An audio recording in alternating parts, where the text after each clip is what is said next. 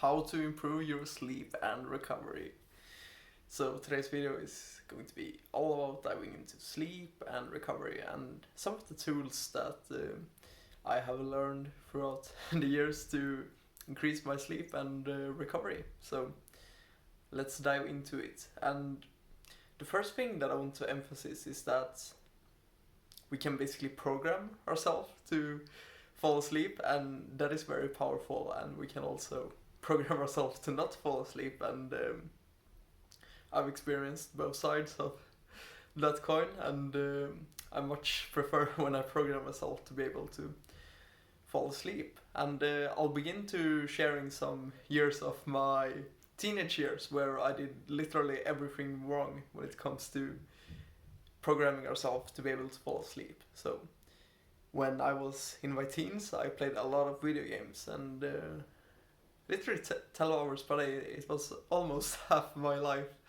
at the time. But the point is that I played all of these video games, and as most of you guys know, video games create dopamine in our brains, and dopamine is the neurotransmitter that is basically signaling us that something is good. Or when we're eating food we get dopamine, when we're having sex we get dopamine, so it's basically the pleasure hormone. And this was great when it came to our survival and passing our genes on. In today's society it can be pretty dangerous because our phones, our TVs, many of the companies are just creating all of these ways to create dopamine in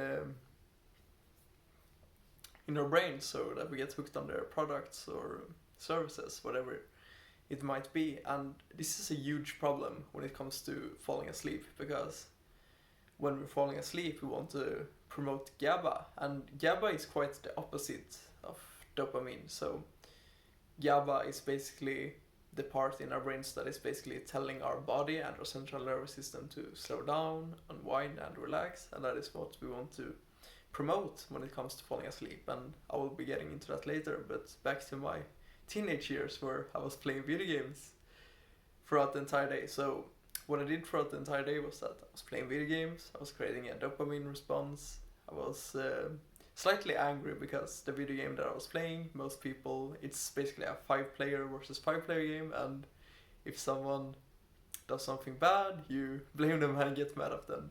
That's basically how the game works. So I was angry all the time, I had a lot of dopamine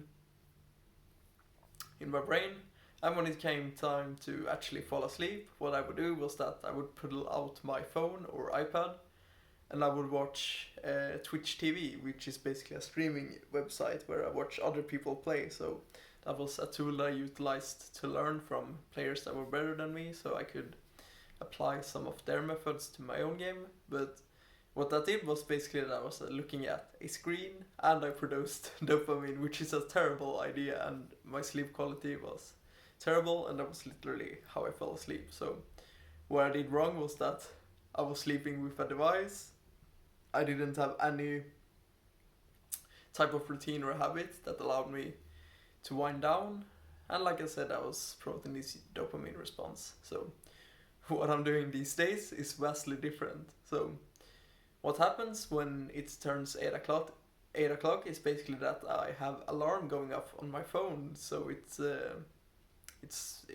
basically says relax and unwind, it's time to go to bed. That's not super important, but what is important is that I have a signal for when it's time to unwind and relax. And ideally what I do after that is that I turn off my TV, I stop using my phone, and I'm not going to lie and say that I'm some perfect human that nails this every time. I totally don't. There's days where I watch TV with my girlfriend, there's days where I work with my clients even though I should relax and unwind. But ideally I start relaxing and unwinding, I put away all of my devices, and what we'll start doing is basically that I will start reading, because reading is a great activity to promote GABA.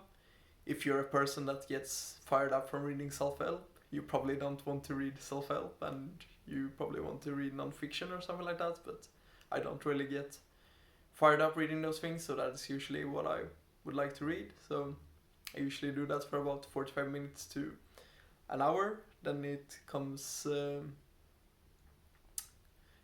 my breathing exercise, and I'm currently using Wim Hof breathing. You guys can just Google that, and it's basically a breathing exercise where you're taking an enormous amounts of breath and then you're holding your breath for 2 minutes. It's incredible, very relaxing, improves my recovery, and promotes GABA, like I said, is very important. So that is basically how I finish up my day. Sometimes I also do journaling. I don't do that every day, but some days I like to write out what happened during the day, what I did good, what I could have done better. It's basically some reflection and self-assessment. So, and it's not important what you do, but like I said, it's pretty important that we have some type of activities that actually condition ourselves to fall asleep. So if you guys are familiar with Pavlov's dogs, he basically rang a bell and then he fed them afterwards. And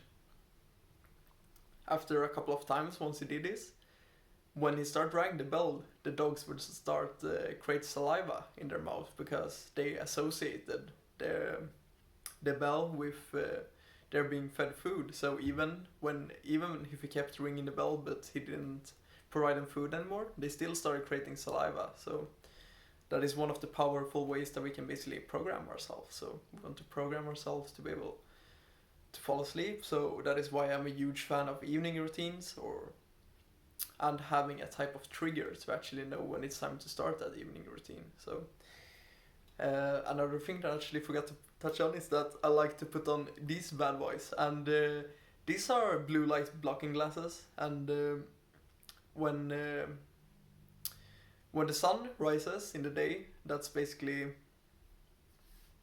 when our body is going to start creating cortisol, and when the sun goes down, that's basically when our body wants to start creating melatonin. And these are slightly different from dopamine and GABA, but the main thing you have to keep in mind of is that in the morning cortisol rises, or it spikes, and at the evening melatonin is the highest and it spikes in the evening. So there's a few different ways that we can manipulate this, and one of the ways are basically these glasses. So when I'm wearing these glasses, I don't get that same response. So basically when we're watching our screens at night, it's pretty similar to when we're actually looking at the sun. So our body's circadian rhythm will get messed up by blue light, and these are blue light blocking glasses. So if I'm wearing these and I'm using my device, even though the sun has gone down, I'm preventing that response and I'm promoting the melatonin response, which I want at night. And one step we can take this further is basically, if you guys have the opportunity to perform your exercise or training early in the day, that's going to be fantastic for your sleep, because when we train, we promote cortisol as well. So if we can do the training early in the day, we're going to spike that cortisol further. And what's going to happen later in the day is that our melatonin response is going to be even more profound, and that's going to help us relax and actually unwind and fall asleep. So that's that's my intake on, or that's basically how cortisol and melatonin works, and why I'm a huge fan of blue light blocking glasses. So highly recommend you guys grab a couple of these. They're dirt cheap. You can get them for like 15 to 20 bucks on Amazon. Definitely a life changer, and definitely worth the sleep quality. So that's some of my insights for morning sleep and recovery, and hope you enjoy. Sleep tight.